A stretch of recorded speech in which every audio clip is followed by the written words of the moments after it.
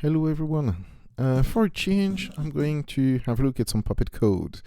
So I came across this while I was reviewing a change, and so the specific change is about adding this condition. Like for context, we have some class that manages how we're deploying a streaming updater. You don't need to know what it is, but it's deploying that component. And there's a parameter that tells us if we actually want it enabled or not.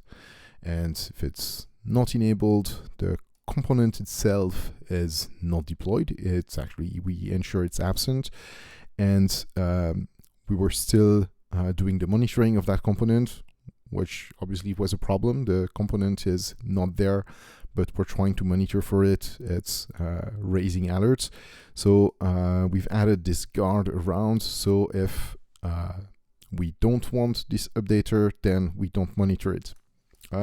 This implementation works. It does mostly what we expect it to do, but I'm not entirely happy with it for a few different reasons. So first, we have two different patterns. Here we're passing an ensure to have the component itself deployed or undeployed, and here we're doing an if, so it's different. In general, whatever the language, I don't like if there are ifs. If we can remove an if, that's always a good idea, especially in Puppet, which tries to be a declarative language. If we can hide the ifs as low as possible and not see them, that tends to be better. And there is an actual problem here, which is not entirely a problem in this specific case, but if we just do an if around this, it means that this class completely disappears.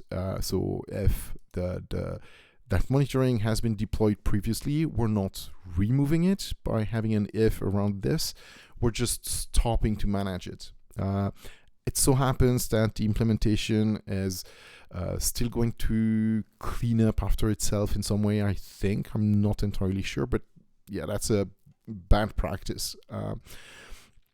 So just having a look, the implementation of that monitoring is an NRP check. And good news that NRP check has an ensure parameter. So we could actually pass that along, and it would just do what we expect it to do. So let's copy this.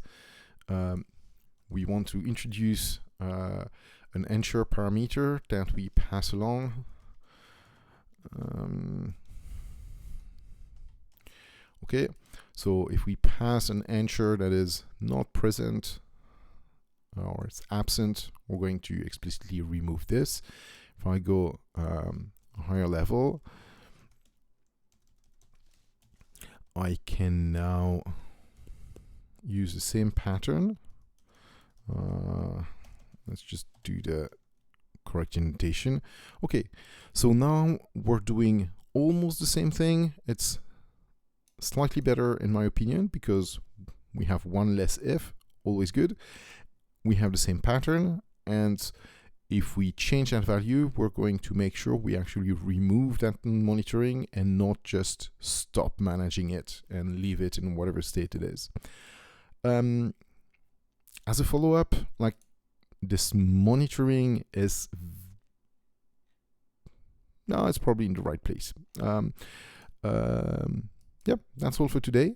Thank you for following up, and see you next time.